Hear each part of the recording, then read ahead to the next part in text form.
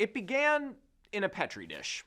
Ivermectin, a widely available, cheap, and well-tolerated drug on the WHO's list of essential medicines for its critical role in treating river blindness, was shown to dramatically reduce the proliferation of SARS-CoV-2 virus in cell culture. You know the rest of the story. Despite the fact that the median inhibitory concentration in cell culture is about 100-fold higher than what one can achieve with oral dosing in humans, anecdotal reports of miraculous cures proliferated. Cohort studies suggested people who got ivermectin did very well in terms of COVID outcomes. A narrative started to develop online, one that is still quite present today, that authorities were suppressing the good news about ivermectin in order to line their own pockets and those of the execs at Big Pharma. The official Twitter account of the FDA clapped back, reminding the populace that we are not horses nor cows. And every time a study came out that seemed like the nail in the coffin for the so-called horse paste, it rose again, vampire-like, feasting on the blood of social media outrage.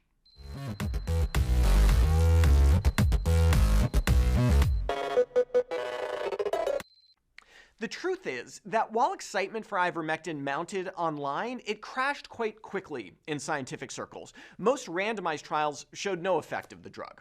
A couple of larger trials, which seemed to show dramatic effects, were subsequently shown to be fraudulent. And then the Together trial was published. The 1,400-patient study from Brazil, which treated outpatients with COVID-19, found no significant difference in hospitalization or ER visits, the primary outcome, between those randomized to ivermectin versus placebo or another therapy. But still, Brazil, different population than the US, different health systems, and very different rates of strongyloides infections. This is a parasite that may be incidentally treated by ivermectin, leading to improvement independent of the drug's effect on COVID. We all wanted a US trial.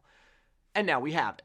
Active 6 was published last week in JAMA, a study randomizing outpatients with COVID-19 from 93 sites around the United States to ivermectin or placebo. 1,591 individuals, median age 47, 60% female, with confirmed symptomatic COVID-19 were randomized from June 2021 to February 2022. About half had been vaccinated. The primary outcome was straightforward: time to clinical recovery. Did ivermectin make people get better faster? It did not. The time to recovery, defined as having 3 symptom-free days, was 12 days in the ivermectin group and 13 days in the placebo group. That's within the margin of error. But overall, everyone in the trial did fairly well. Serious outcomes like death, hospitalization, urgent care, or ER visits occurred in 32 people in the ivermectin group and 28 in the placebo group. Death itself was very rare. Just 1 occurred in the trial, in someone receiving ivermectin. Okay, are we done with this drug yet? Is this nice US randomized trial enough to convince people that results from a petri dish don't always transfer to humans, regardless of the presence or absence of an evil pharmaceutical cabal? No, of course not. At this point, I can predict the responses. The dose wasn't high enough, it wasn't given early enough, the patients weren't sick enough, or they were too sick. This is motivated reasoning, plain and simple. It's not to say that there isn't a chance that this drug has some off-target effects on COVID that we haven't adequately measured. But studies like Active 6 effectively rule out the idea that it's a miracle cure. And you know what? That's okay. Miracle cures are vanishingly rare.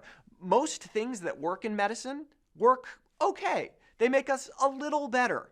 And we learn why they do that and improve on them and try again and again. It's not flashy.